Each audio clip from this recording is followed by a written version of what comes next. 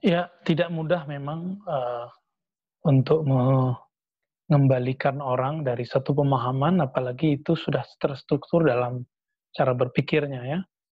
Eee, ada satu yang belum dipakai di situ, yaitu doa ya. Jadi, doa itu doa silahul mu'min, doa itu senjata orang beriman. Kalau Imam Abu Ali Ad-Daqqaq mengatakan, "Az-zikru silahul mu'min, silahul muridin." Zikir adalah senjatanya murid.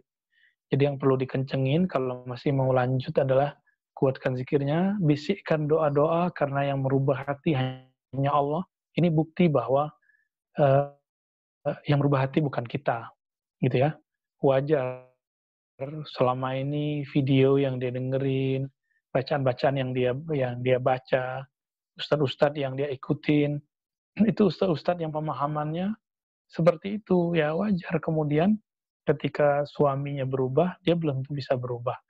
Tapi ini sebenarnya kalau berhasil, antum nanti akan mampu untuk menjadi, orang yang berhasil menyadarkan kawan-kawan yang ekstrim itu kembali kepada jalan yang benar. Eee, dan satu hal teman-teman semua, karena saya pernah mengalami seperti mereka, di saat itu siapapun ustadz ya selain ustadz saya, ustadz dalam kategori saya nggak terima. Meskipun 1000 dalil dia baca. Itu efek kalau yang sekarang disebut brainwash. Ya, kalau bahasa kasarnya itu ya, otaknya telah tercuci ya, dicuci. Sebenarnya itu bisa dibenerin lagi, tapi ada teknik-tekniknya ya. Tapi teknik-teknik itu, tidak boleh dengan kekerasan, jadi nggak boleh pakai ancaman. Ini mungkin karena menikah, jadi gampang sekali mengancam ya. Harus dimulai dengan diskusi, kasih pertanyaan, pertanyaan-pertanyaan yang membuat struktur berpikirnya yang tadi hampir-hampir permanen itu kemudian bisa direkonstruksi lagi ya, dibenerin lagi. Karena sistem berpikir itu mirip kayak bangunan, kerangka-kerangkanya. Eee, kalau sifatnya emang rusak, itu harus didekonstruksi, harus dihancurkan gitu. Dan caranya itu kalau pemikiran, maka caranya juga masuk lewat pemikiran. Jika lewat masalahnya masalah kebatinan, masuknya juga harus lewat kebatinan, rohani. Jika masalah fikih, masuknya lewat fikih. Jadi pertanyaan-pertanyaan seperti ini perlu, disampaikan oleh orang-orang yang alim ya, atau orang-orang yang betul-betul, yang dia percaya sama orang ini. Karena suaminya mungkin udah nggak dipercaya pemahamannya, jangan kemudian nggak usah dilanjutkan dulu diskusinya ya. Eee, karena setiap kali diskusi itu saya pastikan pasti tengkar terus tuh ya. Jadi gimana caranya, eee, cari juga teman dia yang sudah sadar kembali, kemudian minta tolong agar dia yang mengislah cara berpikirnya ya. Dan ini penting sekali, kita punya kewajiban hari ini mengislah cara berpikir kelompok-kelompok yang ekstrim, dan itu tidak tidak bisa sehari 2 hari teman-teman.